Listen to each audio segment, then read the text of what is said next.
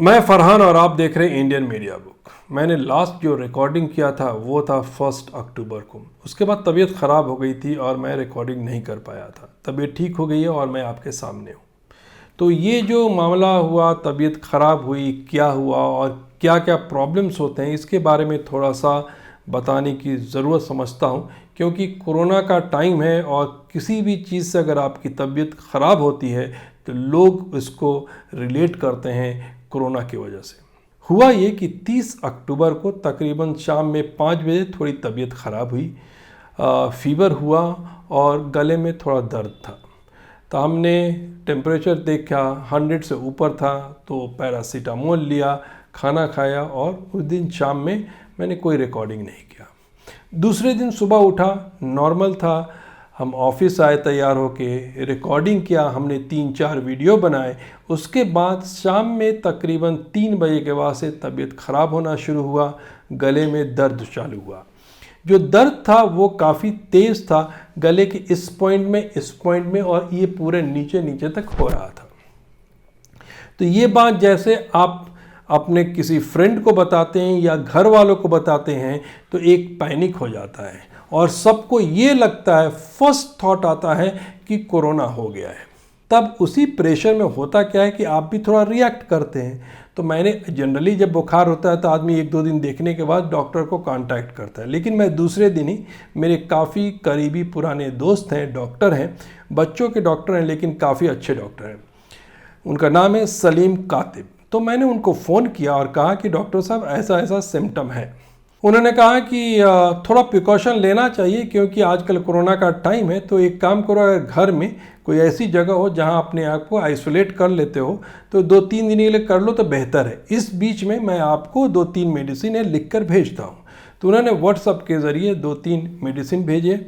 तो वो 5 दिन का डोज था, तो 5 दिन तक मैं उसको लेना शुरू किया। तो अब ये होता है कि जब आप किसी जानने वाले अच्छे डॉक्टर के साथ संपर्क में आ जाते हैं तब ज़रूरी है किसी और की बात आप ना सुने। तो ये बात हुई, मैंने अपने आप को अलग कर लिया और उसके बाद से मैं अपना रेगुलर खाना खा रहा था और दवा ले रहा था। लेकिन एक और एहतियात के तौर पे जो काम मैं कर रहा था, जो हर किसी को करना चाहिए, कि रेगुलर इंटरवल पे टेम्परेचर चेक करता था और ऑक्सीजन लेवल चेक करता था। इससे फ़ायदा ये होता है कि आपको ये पता चलता है कि आपका ऑक्सीजन लेवल ठीक है, क्योंकि ज़्यादातर लोगों को देखा गया है कोरोना में कि ऑक्सीजन लेवल नीचे चला जाता है, जिससे काफ़ी प्रॉब्लम होते हैं। तो मैं चेक करता था, शाम में वो रिपोर्ट व्हाट्सएप के ज़रिए डॉक्टर को भेजता था। डॉक्टर रिप्लाई करते थे कि लुक गुड्स, नो प्रॉब्लम। ये जब पहली बार मैंने भेजा तो उन्होंने कहा कि वेट फॉर अनदर 48 आवर्स। लेकिन इस बीच में आपके रिलेटिव, आपके चाहने वाले फ्रेंड, इनके फ़ोन आने लगते हैं, काढ़ा पिए क्या, स्टीम लिए क्या, गर्म पानी पिए क्या, तुमको ये खाना चाहिए, ये नहीं खाना चाहिए, अगर तुमको सांस में दिक्कत हो रही है तो डेफिनेटली कोरोना पॉजिटिव है, बच्चों को करीब आने मत दो, तुम अलग रहो। 50 एडवाइस आपके पास आते हैं। अगर आप बीमार नहीं भी हैं तो बीमार हो जाते हैं। तो ऐसी चीज़ों तो थोड़ा अवॉइड करें। ये मेरे ऊपर हुआ तो मैं आपको बता रहा हूँ, ऐसा होता है। उसके बाद से ये चलता रहा सिलसिला। 4 दिन हो गया, गले का दर्द ख़त्म हो गया, अल्हम्दुलिल्लाह सब ठीक था, फीवर भी नहीं आया था। उसके बाद तो डॉक्टर को मैंने भेजा तो उन्होंने कहा सब ठीक ही लग रहा है, no problem, complete the dose, क्योंकि एक टैबलेट और बाकी था। डोज कंप्लीट हुआ। डोज कंप्लीट के बाद दूसरे दिन मैं कहा कि सब ठीक है, नॉर्मल है, अपना काम शुरू करेंगे। लेकिन उस वक्त फिर सारे रिलेटिव और आपके दोस्त, देखो ये सिम्टम आते हैं चले जाते हैं, लेकिन तुमको टेस्ट कराना ज़रूरी है। बहुत ज़्यादा जब प्रेशर मेरे ऊपर बिल्डअप हो गया तो मैं कहा कि चलो ठीक है, क्योंकि मैंने डॉक्टर को फिर नहीं बोला कि मैं टेस्ट कराने जा रहा, क्योंकि मुझे पता था कि वो डॉक्टर इस वक्त नहीं कहेंगे टेस्ट कराने की ज़रूरत नहीं, क्योंकि कोई सिम्टम नहीं बचा था, सब कुछ ठीक ही था। लेकिन होता ये है कि आप नॉर्मल में भी अगर आप उतने हेल्दी नहीं है या थोड़ा आपका वेट है तो 1 मिनट से ज़्यादा कंटिन्यूस अगर बात करते हैं तो आपकी सांस फूल जाती है। अगर थोड़ा ज़्यादा आपका वेट है तो सीढ़ियों पे चढ़ते हैं तब भी आपका नॉर्मल है, वो सांस फूलता है। लेकिन अगर ये बात आप जब तबीयत ख़राब है किसी को बताते हैं तो बोलते हैं अरे अरे अरे ये तो 100% कोरोना पॉजिटिव का साइन है, बच के रहना।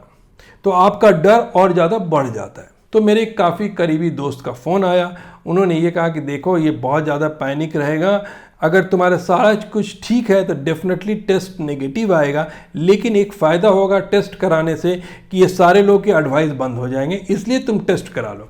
मैं कहा चलो ये भी प्रोसेस करते हैं, अगर कुछ एक्सपीरियंस होगा तो आप लोग तक बताऊंगा। इसी नीयत से मैं टेस्ट कराने कल चला गया। तो तकरीबन 12 बजे वहाँ पहुँचा तो देखता हूँ क्या हूँ, ये करीब 40 से 50 लोग वहाँ बाहर बैठे थे। ये आनंद डायग्नोसिस की बात कर रहा हूँ। लोग डिस्टेंस मेंटेन करके बैठे थे, लेकिन बहुत सारे लोग ऐसे थे मास्क निकाल कर बात करने आए हैं। तो आप ये सोच लीजिए, आप कोविड का टेस्ट कराने आए हैं, सेंटर में बैठे हैं, बहुत डिस्टेंस मेंटेन नहीं कर रहे हैं, बहुत लोग कर रहे थे, बहुत मास्क लगाए थे, लेकिन बहुत सारे लोग ऐसे थे वहाँ भी इग्नोर कर रहे थे। जिस तरह से यहाँ पे लोग एक दूसरे से घुल मिल के बात कर रहे थे, तो मुझे ये लगा कि अगर कोई बंदा नेगेटिव है और वो ज़्यादा देर तक यहाँ रुकता है तो उसको खतरा है। ये सब देख के मैंने, एक बंदा वहाँ जो इंचार्ज था पीपी किट में बाहर आया, तो मैंने उससे पूछा भाई कितना टाइम लगेगा। तो उसने कहा कि सर ये पूरा प्रोसेस करने में एक आदमी का 20 मिनट लगता है, इतने लोग बैठे हैं तो थोड़ा तो टाइम लगेगा। तो मैं सोचा कि मैं जाता हूँ यार, जिस दिन फ्री होगा मैं कराऊंगा। इसी बीच में लकली उसने मेरे से पूछ लिया आप क्यों टेस्ट कराने आए हैं, क्या कोई सिम्टम है। मैंने कहा कि भैया मैं कोई सिम्टम नहीं है मेरे पास अभी, लेकिन मैं मीडिया में काम करता हूं और लोगों से मिलता हूं, इसीलिए सेफ्टी रीज़न के लिए मैं यहाँ पे टेस्ट कराने आया। तो उसने कहा कि अगर मीडिया का कार्ड है तो आप दीजिए। तो मैंने उसको मीडिया का कार्ड दिया, उसने थोड़ा मेहरबानी दिखाई और वो फॉर्म और लेके आया, फिलअप कराया और मेरा टेस्ट कराया। लेकिन वहाँ क्या प्रोसेस है और आपको कितना केयरफुल रहना है वो बताता हूँ। पहला तो लोग केयरफुल नहीं रहेंगे, आप केयरफुल रहिए, डिस्टेंस मेंटेन करके रहिए अगर आप टेस्ट कराने जाते हैं। दूसरी बात कि वहाँ वो लोग फ्री में ग्लव्स देते हैं, वो आप पहन लीजिए, क्योंकि जब वहाँ पूरा प्रोसेस ख़त्म करके आप जब निकलेंगे तो उसको वहीं पे डस्टबिन में डाल के आइएगा। क्योंकि आप जैसे जाएंगे तो वो लोग क्या है कि एक कंप्यूटर लगा है, वो कहते हैं कि अपना मोबाइल नंबर डालिए। जैसे आप मोबाइल नंबर वहाँ डालते हैं तो एक OTP आपको आता है, उस OTP को आपको वहाँ एंटर करना है। आप जब एंटर करते हैं तो एक लिंक आपके मोबाइल पे आता है, वो लिंक एक फॉर्म का होता है, उसको क्लिक कीजिए, उसमें सब नाम, पता, एड्रेस वो लिखना पड़ता है। उसमें ये पूछा जाता है कि आप कभी किसी से मिले थे, नहीं मिले थे, और आपको कभी खांसी हुआ था कि नहीं, आपको सर दर्द था कि नहीं, आपको फीवर था कि नहीं, आपने कोई एंटीबायोटिक लिया है कि नहीं, या आपने कभी पैरासीटामोल लिया है कि नहीं पिछले 1 वीक में या 3 डेज़ में, या रिसेंटली आप कहीं से ट्रैवल करके आए हैं। ठीक है, ये फिल करके आप दीजिए। उसके बाद से आपको जब आपका नंबर आएगा वो बुलाएंगे और अंदर जाके टेस्ट करा लीजिए। तो ये प्रोसेस है।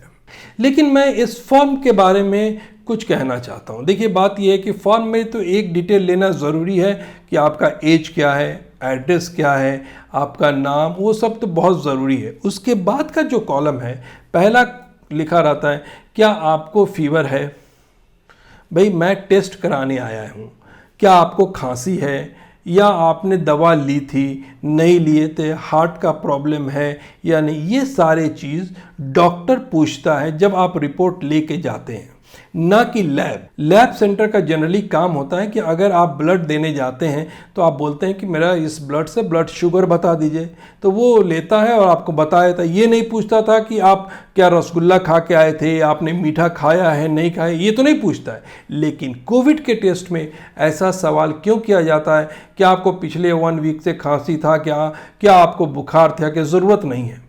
क्यों ज़रूरत नहीं है? क्योंकि ये सवाल रिपोर्ट आपके लेने के बाद डॉक्टर पूछेगा, क्योंकि डॉक्टर को इलाज करना है। तो कहीं ना कहीं मुझे ये लगता है कि उसमें जितने क्वेश्चन थे, वो फॉर्म आपको स्क्रीन पे दिखाऊंगा, पता चलेगा, मैंने सब में ना डाल दिया, क्योंकि अगर मैं सब में यस डालता हूं तो हो सकता है लैब टेक्शन, हो सकता है, मेरे को नहीं पता है कि ये बात सोचा ये पूरे जगह घूम के आया है, हर सिम्टम इसके अंदर है, तो वो एक नज़र से देखेगा और उस हिसाब से रिपोर्ट को पॉजिटिव भी कर सकता है। इसलिए मैंने सारी चीज़ दवा लेते हुए मैंने कहा कि नहीं भाई हमको कोई फीवर नहीं था और ये सब नहीं, उनको इस बात को बताने की ज़रूरत नहीं है। खैर ये है, लेकिन ये जो टेस्ट है ये कोई कंफर्म नहीं है। अगर नेगेटिव आ गया तो अगर आपकी तबीयत खराब है तो हो सकता है पॉजिटिव भी हो सकता है, नेगेटिव भी हो सकता है। इतना कहना कंफर्म कि नेगेटिव है तो कोविड नहीं हुआ ये बोला नहीं जा सकता है, ठीक है। अगर आपकी तबीयत खराब होती है तो केयरफुल रहना ज़रूरी है। बेसिकली आपको घर पे थर्मोमीटर, ऑक्सीमीटर रखना ज़रूरी है आज के दिन में, कि ये पता चल जाए कि बेसिक कि हाँ ठीक है सडनली, क्योंकि देखिए मौसम चेंज होता है, सर्दी खांसी हर घर में हो रहा है, हर कोई बीमार है। अगर हम हर किसी को ये टेंशन दे दें कि तुमको कोरोना पॉजिटिव है तो वो बंदा ऐसे बीमार हो जाएगा। तो इसलिए उससे बचने के लिए आप सिर्फ एडवाइस ये बता रहा हूँ, आप सिर्फ उस डॉक्टर से जिस पे आपको भरोसा है, उससे जिससे आप इलाज कराते हैं, उसी की बात सुनिए जब आप बीमार हैं। आप सबकी बात सुनिए, लेकिन आपको जो कार्रवाई करनी है सिर्फ डॉक्टर के एडवाइस के ऊपर। अगर आप सबका एडवाइस लेके चलेंगे तो प्रॉब्लम होगा। कोई आता है काढ़ा पी लो, अब बहुत सारा काढ़ा ऐसा है जो बाहर से पाउडर बन के मिल रहा है, आपको क्या मालूम उस पाउडर में क्या मिलाया है? क्या गारंटी है कि उससे कोरोना ठीक हो जाएगा? कोई गारंटी नहीं है, और उससे होता भी नहीं है, साइंटिफिकली प्रूफ नहीं है। वो घर में जो आप काढ़ा बनाते हैं दालचीनी और लौंग और ये डाल के, वो अलग चीज़ है, एक वो भी एक लेवल में पीना चाहिए। ज़रूरत से ज़्यादा पीने से उससे भी प्रॉब्लम होता है। तो ओवरडोज किसी चीज़ का सेहत के लिए ठीक नहीं है। अगर आज के दौर में तबीयत ख़राब है तो मेरी एडवाइस है सिर्फ अपने डॉक्टर की बात सुने, ना कि पूरी जनता की। Thank you so much watching Indian media book. हमारे चैनल को सब्सक्राइब करें, बेल आइकॉन प्रेस करें।